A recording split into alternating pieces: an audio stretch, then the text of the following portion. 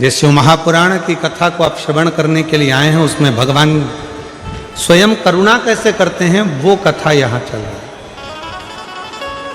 मांग ले तुझे क्या चाहिए। गजासुर ने कहा मैं जब तप करता हूं, साधना करता हूं तो चारों तरफ से जीव मुझे परेशान करते हैं, तो मेरे शरीर से अग्नि निकले, मेरे शरीर से अग्नि निकले।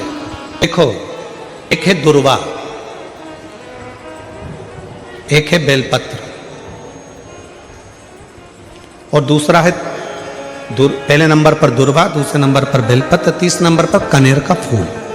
कोई अच्छा कार्य करते करते कई माताएं ऐसी होती हैं जो अपने प्रेम करती हैं परिवार से, ऐसा नहीं कि नहीं करते, स्नेह करते हैं। कई पुरुष भी ऐसे परिवार से बहुत प्रेम होता है, स्नेह होता है, पर अंदर कहीं ना कहीं ऐसा लगता है मेरा बेटा वहां जा रहा है, कुछ गलत ना हो जाए। कभी कभी ऐसा लगता है कि ये काम होने वाला है और इसमें कुछ गलत ना हो जाए। कई बार शादी पक्की हो रही है, रिश्ता पक्का हो रहा है, या कोई घर में अच्छा कार्य हो रहा है और मन में संशय उत्पन्न हो जाता है कहीं गलत ना हो जाए।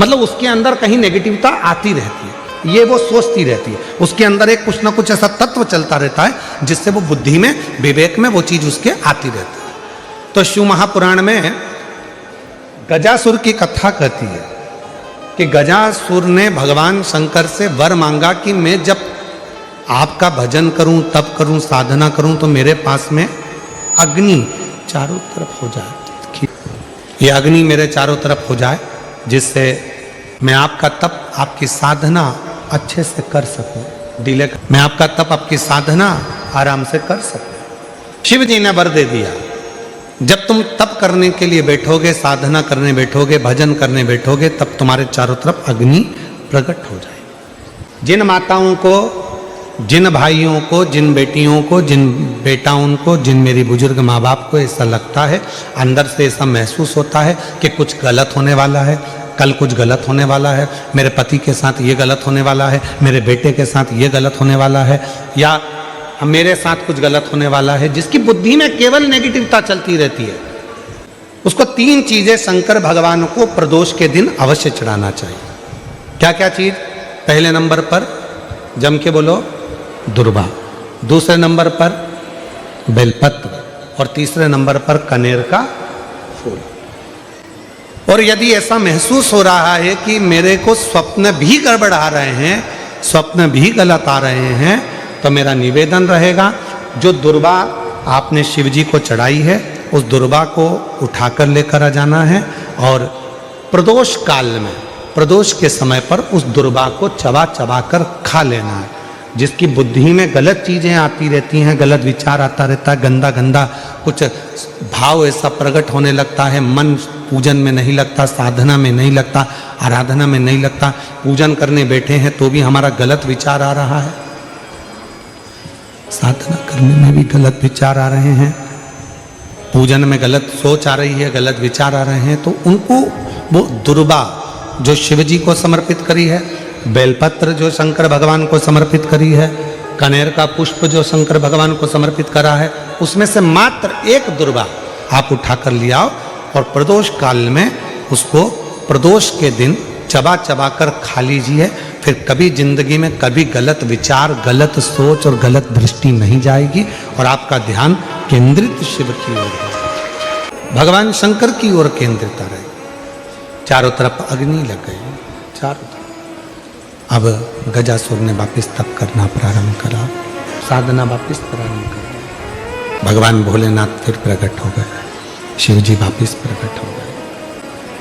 गजासुर मांगो, तुमको क्या चाहिए, क्या दें तुमको? गजासुर ने कहा अब तो मैंने मांगने के लिए तप ही नहीं करा। भोलेनाथ जी कहने लगे तुमने तप करा तो मेरा आगमन हुआ।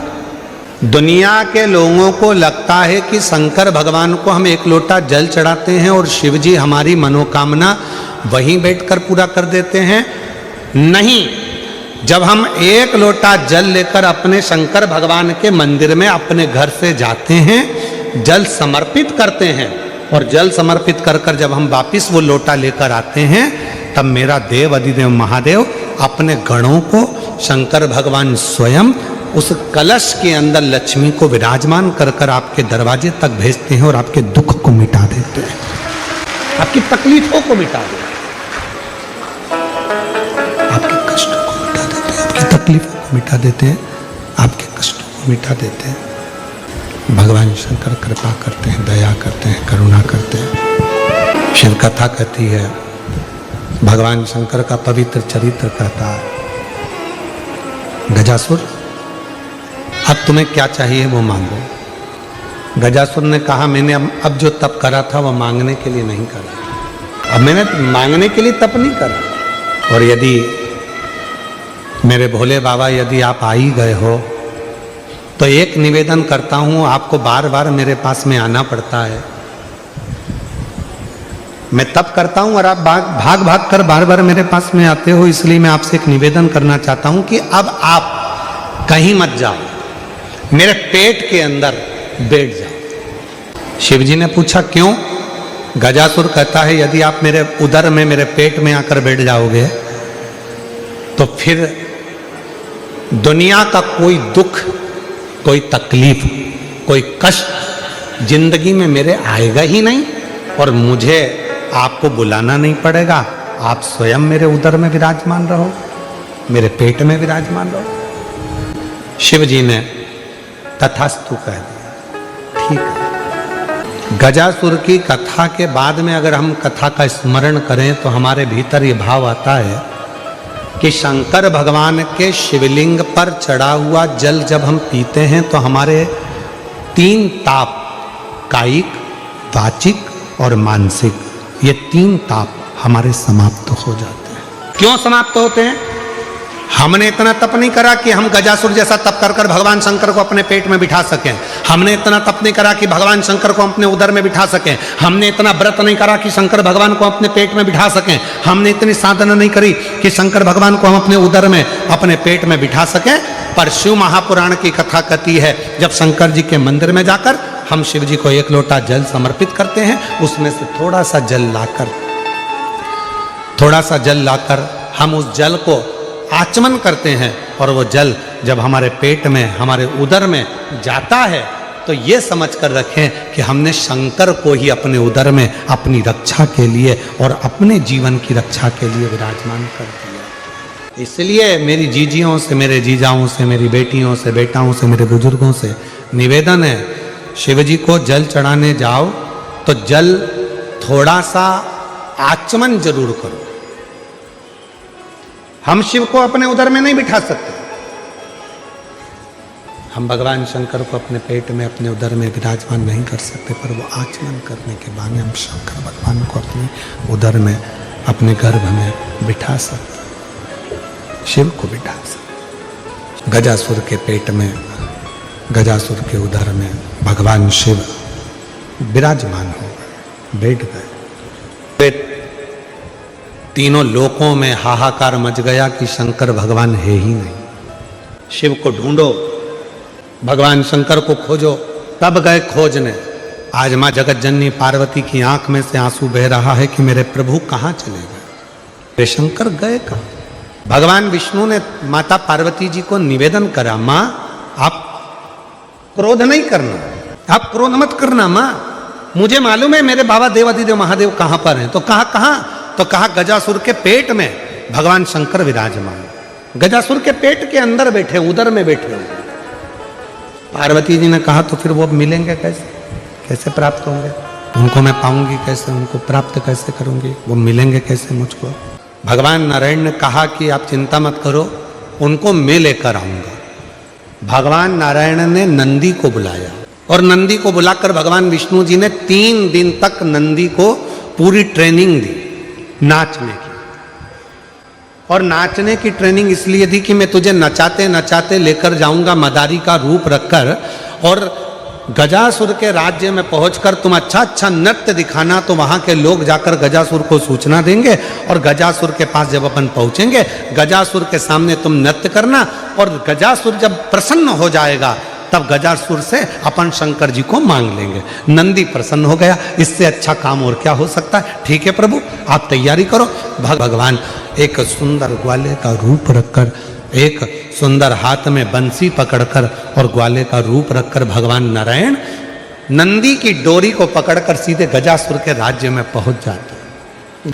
आज भी नियम है, अगर किसी लड़का लड़की का शादी होने के बाद अगर तलाक हो रहा है, लड़की और लड़के का यदि तलाक हो रहा है और दोनों का अगर कहीं ना कहीं थोड़ा बहुत भी स्नेह है और उसमें से अगर दो में से कोई एक ने भी ये ठान लिया कि मुझे तलाक नहीं चाहिए, मेरी धर्मपत्नी के साथ मुझे रहना है, या पत्नी ने ठान लिया कि मुझे मेरे पति के साथ रहना है, मुझे तलाक नहीं चाहिए, और पति तलाक लेना चाहता है किसी परिस्त्री के चक्कर में, किसी दूसरे के कहने पर, परिवार के कहने पर, या लड़की तलाक लेना चाहती है किसी दूसरे के चक्कर में, किसी परिवार के कहने पर या किसी अन्य व्यक्ति के कहने पर, और वो नहीं चाहता कि तलाक हो, लड़की नहीं चाहती कि तलाक हो, तो आज भी एक नियम है महाराज जी, आप अगर कर कर देखेंगे, आपके अगर कोई परिचित में अगर किसी का तलाक हो रहा है, छूट रहा है, संबंध खत्म हो रहा है, तो आज भी महाराज श्री हरि और हर इन दोनों का साझा कर कर यदि नंदी से लेकर भगवान शंकर के शिवलिंग तक, नंदी से लेकर भगवान शंकर के शिवलिंग तक एक मोली लच्छा, वो नाड़ा, वो मोली जो है वो जो बांधने वाला है, नंदी का जो एक चरण खड़ा हुआ है, बाकी का चरण एक आगे का नीचे दबा हुआ है, पीछे का चरण भी दबा है, पर एक नंदी